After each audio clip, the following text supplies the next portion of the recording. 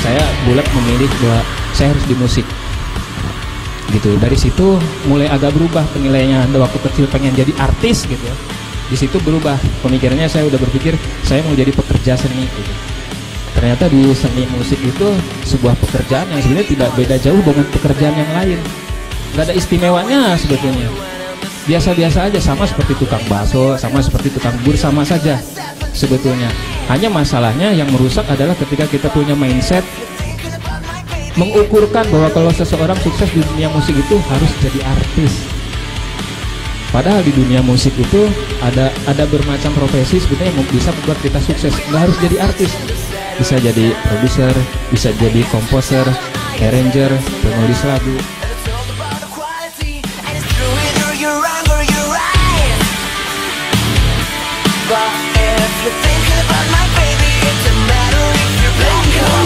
Gitu ya. Oke ya, saya nggak apa-apa duduk ya.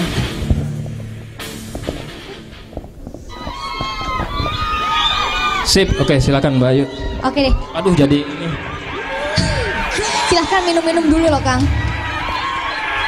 Nggak usah grogi gitu, Nggak apa-apa, biasa aja lanjut gitu aja. ya. Saya grogi ada Mbak Ayu. Oh gitu ya.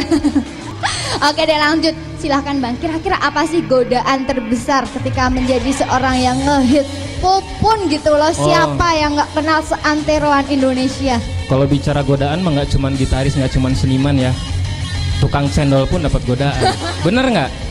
Benar. Iya dong, Tuhan tuh maha adil gitu. Cuman kalau untuk di dunia musik sendiri sebetulnya waktu di coaching itu memang kita sempat di garis bawahi ada 3 hal sebetulnya.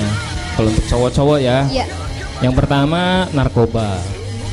Kemudian yang kedua perempuan. Yang berikutnya adalah sales alat musik. Oh, sales alat musik. Bukan Gitu, sales rokok betul. ya. Saya tipikal orang memang yang boral ya, boros dan royal gitu. Jadi untungnya jajannya alhamdulillah nggak pernah ke perempuan gitu ya. Jadi saya seneng kalau ngeliat ampli baru nih, gitar baru, efek baru ini. Jadi lebih banyak belanja ke barang. Kalau saya gitu. Itu aja sih 3 hal itu aja. Cuman kan kayak gitu kecil lah ya godaannya. Kecil banget dalam artian memang kalau kita untuk fokus seperti saya misalkan ya udah saya main gitar keliling Indonesia gitu hanya untuk niat dari rumah lillahi ta'ala memang untuk mencari nafkah gitu. Gitu ya. Untuk mencari nafkah, makanya kalau sama istri saya nggak usah cemburu-cemburuan. Terus itu siapa? Itu Mbak Ayu. Nah, gitu. Saya lagi. Ya gitu. Jadi saya lagi. apa ya? Murni sebetulnya pada akhirnya sih enjoy gitu dengan pekerjaan ini. Memang saya merasa kadang-kadang jadi orang sombong gitu ya. Orang gitu sombong ya? yang merasa bahwa kayaknya gue laki-laki yang paling beruntung di dunia. Karena apa? Gue punya hobi tapi dibayar. Oh iya dong. Sok, misalkan Mas Garin hobinya mancing, dibayar lagi mau kan? Bentar, mancing apa dulu? Ya, mancing ikan. Oh gitu. Iya. Misalkan gitu dibayar gitu kan. Nah, kayak gitulah istilah. Jadi betul-betul enjoy banget lah, kita enjoy banget. Sementara saya juga memang sudah 14 tahun memang berkecimpung di dunia profesional musik memang, dan tidak ada pekerjaan lain selain metik gitar. Metik gitar ya. Itu aja ya. Iya. Kadang-kadang metik buah tetangga sih kalau gitu lihat. ya. Kadang-kadang. Metik gitar aja. Tapi nggak boleh dicontoh kalau mau metik buah tetangga boleh. dong. Nggak boleh. Parental advisor. Nah, kalau kata Kang Pupun yang sebuah hidup, proses kehidupan pasti ada yang namanya lika-liku ya. Iya. Boleh dong sedikit bercerita tentang suka dan juga dukanya ketika awal menjadi seorang musisi sampai sekarang ini. Iya.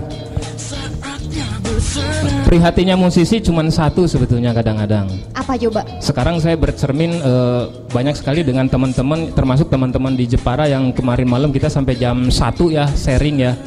Bahwa saya melihat sebetulnya musisi-musisi termasuk musisi di Jepara bukannya tidak berpotensi. Semua berpotensi, bahkan ada yang punya potensi bakat gitu. Tapi minim informasi. Gitu. Karena apa? Semua kita terlalu fokus di kamar. Wah, latihan gitar biar jago, gitu. Biar dipuji yayangnya gitu ya. Lihat yang main speed. Nah, gitu misalkan. Sini yang aku tapping. Nah, misalkan gitu ya. Jadi terlalu fokus di kamar gitu, terlalu fokus di kamar untuk belajar gitar, belajar bass terus sendiri. Kita lupa kita untuk mempelajari industrinya sendiri seperti apa. Ibarat kita mau jualan bakso, kita kan harus lihat dulu. Selain kita harus jago bikin bakso, kita juga harus jago melihat industrinya. perilaku konsumennya seperti apa, kemudian kompetitornya di mana saja, itu kita harus jeli gitu. Di musik juga sama seperti itu. Cuman sayangnya teman-teman di daerah memang menurut saya gitu ya, itu banyak yang tertinggal jauh gitu. Misalkan ada teman bikin lagu, ke saya cuman dengar, saya kadang dalam hati cuman, aduh sayang, lagunya padahal bagus, tapi kenapa cuman buat disimpan di handphone. Padahal karena saya mikirnya kan hobi sudah jadi bisnis juga, itu bisa jadi nilai duit sebetulnya ya. Kalau teman-teman mungkin banyak di sini yang berpikir bahwa jual beli lagu tuh sesuatu hal yang tidak mungkin. Kata siapa? Saksinya istri saya itu. Saya jual 6 lagu kemarin, beli 1 mobil walaupun second ya. Boleh tanya sama Mbak Rara tuh di Twitternya, tanya. Emang bener beli mobilnya kemarin habis dari jual lagu 6 lagu doang tuh sudah bisa beli mobil second gitu saya bilang. Itu ada teman-teman, dan mungkin sekali gitu. Hanya mungkin kita berangkat dari mindset dulu gitu. Nah, ini saya bicara ke prinsip saya ya. Untuk melihat peluang atau sebuah kesuksesan itu saya rumusnya cuma 3K.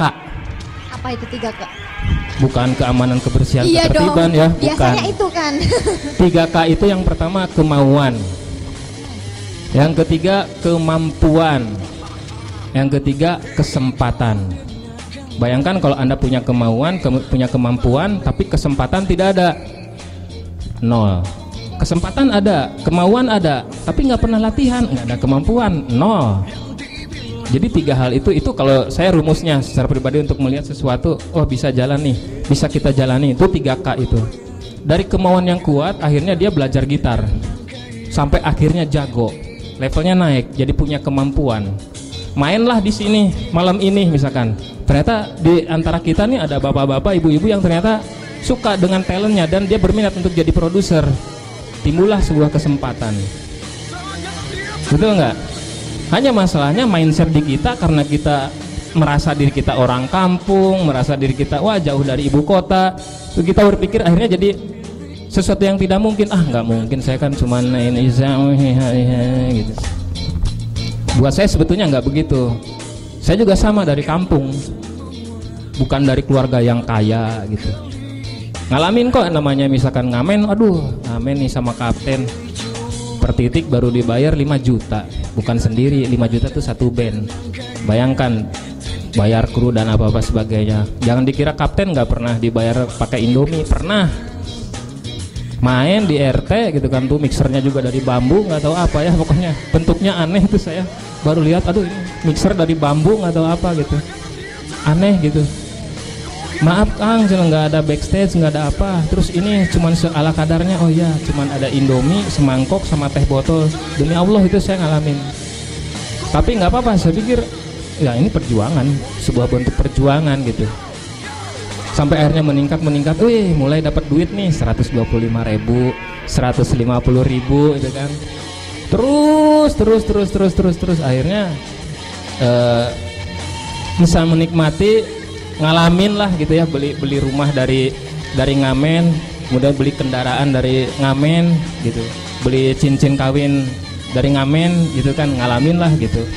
Itu sih sebetulnya. Jadi 3K itu kalau saya yang saya pakai sebenarnya, kemauan, kemampuan, kesempatan. Jadi saya biasa membaca diri saya sendiri. Teman-teman yang mau sukses, saya sarankan jangan pernah ngobrol dengan orang gagal, karena beda versi ceritanya, beda gitu.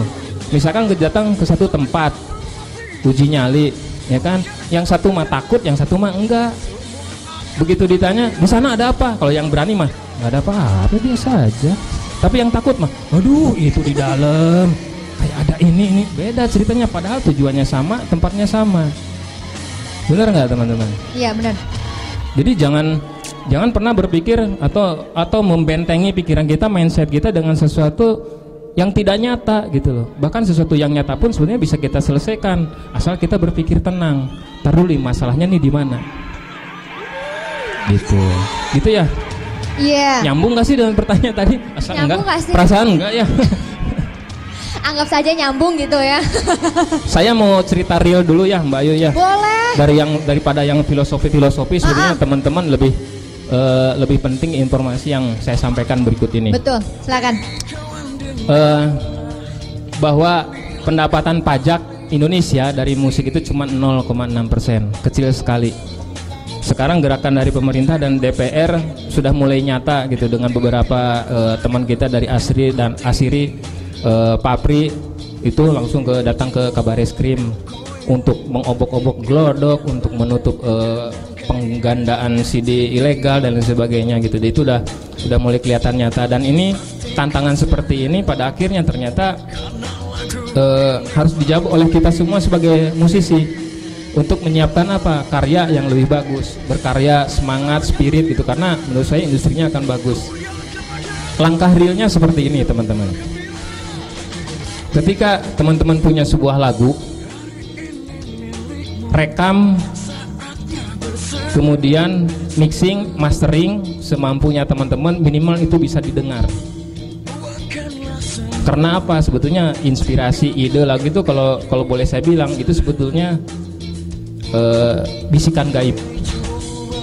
Bukan Sumanto ya, bukan. Ini soal musik ya. Ini ya. Sebenarnya bisikan gaib. Bayangkan dari sebuah imajinasi, dari sebuah hayalan, ya, dari sebuah hayalan bisa kita wujudkan dalam sebuah lagu dan berlirik. Buat saya sebetulnya itu proses yang sangat indah gitu. Bayangin ada di sini, ya, tiba-tiba udah ada di depan dan bisa kita dengarkan. Ya, seperti proses buat anak juga kan gitu, sama dari cairan ya, kemudian jadi anak itu kan proses yang sangat indah gitu ya, anugerah, betul nggak? Dari proses yang sangat memang gitu ya, tiba-tiba jadi dan ya gitu, itu sih. Nah, setelah itu jadi sebuah lagu, baru kita cari tahu sebetulnya tujuannya kita mau mengeluarkan single, mini album atau album. Single aja saya mah nggak ada modal misalkan. Oh nggak apa-apa, nggak masalah. Terus apakah itu lagu bisa jadi duit? Bisa dijual, bisa diproduksi sendiri. Kalau memang dalam bentuk mini album, teman-teman bisa cetak. Dan sekarang pihak-pihak yang bisa bekerja sama, baik itu pihak promosi, kemudian pihak distribusi, semua sudah terbuka. Sudah harus PT yang gede-gede, modal gede-gede, nggak ada sekarang. Saya bilang nggak ada. Label gede aja udah gulung tikar, sekarang turunin nilai, lebih efisien. Karyawannya aja udah sampai ada satu perusahaan yang sampai 2.000 orang dipecat di seluruh dunia karena dia label internasional, hanya untuk mengejar efisiensi. Pada akhirnya apa? Yang jalan strateginya saat ini adalah indie. Tahun ini meningkat 5% orang-orang yang menggunakan Android dibanding orang yang nonton TV. Jadi tahun ini 65% lebih tinggi daripada orang yang nonton TV sama yang nonton Android. Dan itu keuntungan buat kita teman-teman yang melek medsos. Karena apa? Dengan adanya medsos kita bisa berpromosi secara lebih intens. Di online bisa cari duit, bisa. Di YouTube bisa. Tinggal monetize-nya dinyalain. iTunes murah, RBT gratis, apalagi tinggal modal kemauan aja. Sayang tuh tadi tuh Pria Idaman, lagunya bagus-bagus, keren-keren ya. Vibranya tuh, saya sampai geli-geli basah dengarnya. Itu menurut saya sayang kalau memang harus terpendam hanya begitu aja lah gitu ya. Itu jadi itu bisa dieksplor seperti itu. Terus jangan pernah mindset kita berpikir bahwa wah kalau belum masuk TV belum jadi artis. Teman-teman harus hilangkan mindset itu. Sekarang di Jepara sudah banyak radio berkualitas, di Jawa Tengah banyak radio berkualitas. Ada yang membantu kita kemarin, ada teman-teman dari Pisit Jepara. Teman-teman bisa ikut promosi di sana, minimal 1 Jepara tahu, ya kan, ada link YouTube-nya. Saya pernah ada band indie yang dengan gagahnya, "Kang, saya mau go internasional." "Oh, boleh." "Berapa lama, Kang? Berapa bulan?" Saya bilang 15 menit. "Kok bisa?" "Bisa." "Emang apa? Upload aja di YouTube itu udah link internasional." Hanya masalahnya adalah sekarang ada perubahan perilaku konsumen industri musik yang terjadi dibanding zaman dulu. Kalau zaman dulu semakin sombong, semakin belagu artisnya, semakin eksklusif. Sekarang enggak bro, makin belagu makin ditinggalin. Jadi harus ada keterikatan emosional gitu yang membuat ada satu jembatan gitu antara si musisi dengan fansnya. Nah, link informasi komunikasi itu bisa teman-teman buka lewat di medsos dan itu penting sekali. Jadi jangan dianggap enteng, gitu. Jangan dianggap enteng. Itu proses promosinya, ya, proses promosi. Kemudian untuk cetak dan lain sebagainya, teman-teman bisa cari tahu sendirilah. Desain gampang, cetak di mana, gitu kan udah tahu sendiri. Kita berangkat ke misalkan strategi promosi. Dalam sebuah proses strategi promosi, saya menggarisbawahi 2 hal yang selama perjalanan saya berhasil saya lakukan dan memang full berhasil. Yang pertama strategi breaking ice, yang kedua sensasi publisitas.